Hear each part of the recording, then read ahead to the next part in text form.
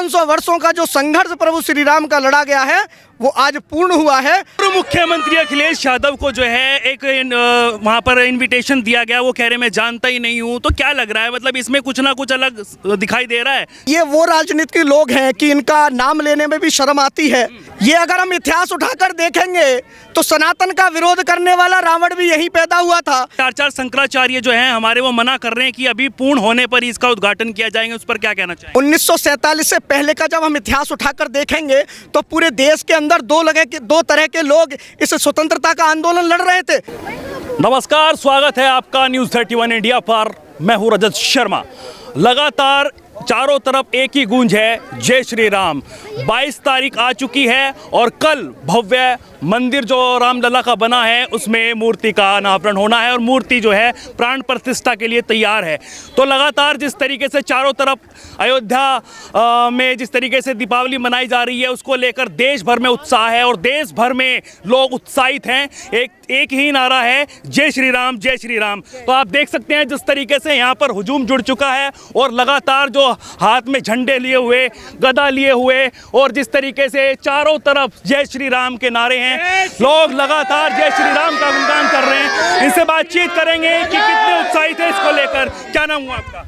मेरा नाम विवेक है। विवेक जी। और मैं इस गाजियाबाद महानगर विश्व हिंदू परिषद सहमंत्री के नाते आज इस कार्यक्रम में आया हूँ और इस कार्यक्रम में इस लाल कुआं प्रखंड गाजियाबाद के समग्र अपने विश्व हिंदू परिषद कार्यकर्ता, हनुमान चालीसा टीम के कार्यकर्ता और मेरी सबसे अधिक संख्या में मातृशक्ति है जो निरंतर जो जिनका राम मंदिर के आंदोलन में भी सहयोग रहा।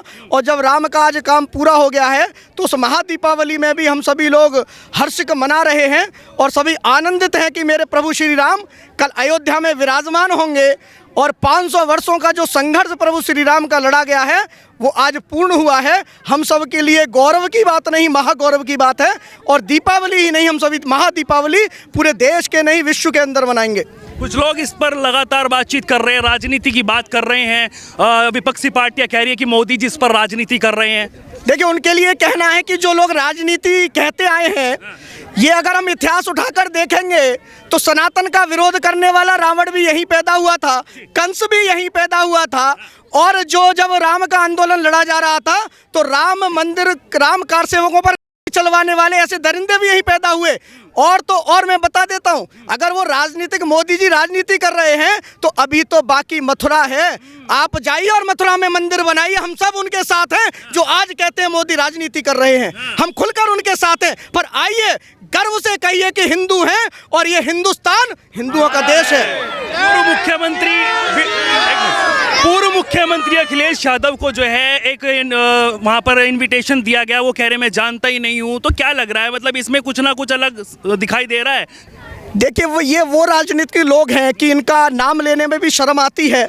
ये केवल परिवार के स्वार्थ के हित में इन्होंने राजनीति की है। देश और धर्म और हिंदुत्व इनके लिए कहीं मायने नहीं रखता। तो आज भी इनके पिता ने जो किया था आज पुत्र भी वही कर रहा है। पिता ने तो सपना ही देखा होगा राम मंदिर बनेगा कि नहीं बनेगा, पर पुत्र को यह सौभाग्य मिला। मेरा निवेदन है कि भगवान उन्हें सद्बुद्धि दे और वो पुनः राम की शरण में जाएं। हमारे भाई हैं, वो हिंदू हैं, सद्बुद्धि आनी चाहिए। आ जाएगी तो ठीक रहेंगे, नहीं तो आपने देखा है जो भारत माता को डायन कहते थे, आज उनकी स्थिति क्या है, वही स्थिति उनकी भी होने वाली है। वो स्वयं जानते हैं और सोचते हैं। इसलिए आइए, स्वागत है राम की शरण में और चलिए अयोध्या मंदिर, अयोध्या धाम में और उन कर्मों को धो लीजिए जो आपके पूर्वजों ने किए हैं।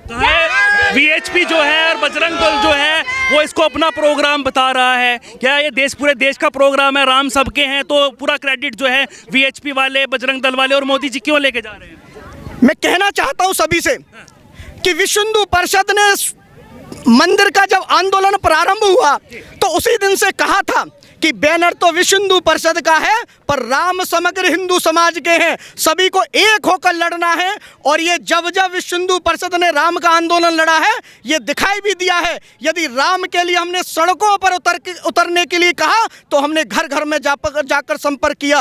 राम मंदिर के लिए हमने समर्पण निधि मांगी तो हम घर घर गए। राम के लिए हमने रामशिला मांगी तो हम घर घर गए। और आज जब राम का दिव्य और भव्य मंदिर बन रहा है तो उसका निमंत्रण देने भी हम सब उनके घर गए हैं जिन्होंने समग्र हिंदू समाज ने राम के काम में अपना योगदान दिया है। इसलिए कहना उन लोगों का गलत है कि जो कहते हैं कि विश्व हिंदू परिषद का ही कार्यक्रम है। ये समग्र हिंदू समाज का कार्यक्रम है। ये संगठन भी स्वीकार करता है और समग्र हिंदू समाज जो राम को मानता है और कहता है कि राम ही मेरे सांस है और राम ही मेरे प्राण है, वो स्वीकार करता है कि आंदोलन किसी एक संगठन का नहीं, समग्र हिंदू समाज का है। जिस तरीके से कहा जा रहा है कि अभी जो इलेक्शन है उसकी वजह से जो है उद्घाटन पहले किया जा रहा है और चार शंकराचार्य जो हैं हमारे वो मना कर रहे हैं कि अभी पूर्ण होने पर ही इसका उद्घाटन किया जाएगा, उस पर क्या कहना चाहेंगे?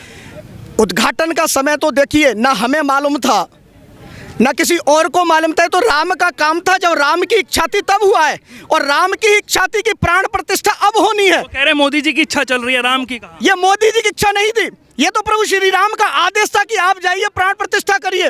ये मोदी जी का आदेश नहीं था, ये प्रभु श्री राम का आदेश था कि जाइए और उस विवादित कलंकित ढांचे को ढा दीजिए। नहीं तो अनेकों बार हमने संघर्ष किए पर वो ढांचा बचता रहा। पर जिस दिन राम ने तय कर रखा था कि आज कलंकित ढांचा हटेगा, तो राम के दूतों ने, राम के सेवकों ने उस ढांचे को ढा दिया। किसके आशीर्वाद से? प्रभु श्री राम के आशीर्वाद से। तो जो आज प्रभु श्री राम की प्राण प्रतिष्ठा हो रही है वह भी राम के आशीर्वाद से हो रही है। कर कोई भी रहा हो, वही बात है कि करते हो तुम कन्हैया, मेरा तो नाम हो रहा है। इतनी सी बात है, केवल सोचने विचारने। जाता है मर्यादा पुरुषोत्तम राम है, वो तो किसी की मस्जिद तोड़कर मंदिर नहीं बना सकते, लेकिन ऐसा क्यों हो रहा है? ये प्रभु श्री राम का ऐसा नहीं कि हमने प्रमाणित ना किया हो। हमने भूवैज्ञानिक से लेकर और पूरे विश्व के अंदर लेकर, और हमने जो अंतिम पायदान है जहाँ पे हर व्यक्ति को एक न्याय मिलने का प्रक्रिया है, अंतिम प्रक्रिया जहाँ मिलती है, उस न्यायालय में भी हमने सिद्ध करने के बाद जब न्यायालय ने तय कर दिया कि वास्तव में वो जन्मभूमि तो राम की ही है और ये भी तय कर दिया कि किसी को नहीं मिलेगी, रामलला के नाम पे मिलेगी, इसलिए कैसे कह सकते हैं कि वहाँ किसी और की स्थली हो सकती है? लेकिन यही कह रहे हैं ना कि इस पर राजनीति जो है, क्रेडिट जो लिया जा रहा है वो बीजेपी ले रही है। मैंने आपसे कह तो दिया कि जब 500 वर्षों से हम संघर्ष लड़ रहे थे, 1947 से पहले का जब हम इतिहास उठाकर देखेंगे तो पूरे देश के अंदर दो तरह के लोग इस स्वतंत्रता का आंदोलन लड़ रहे थे। एक वो लोग थे जो भारत माता को वास्तव में स्वतंत्र कराना चाहते थे और हंसते हंसते फांसी पर झूल गए।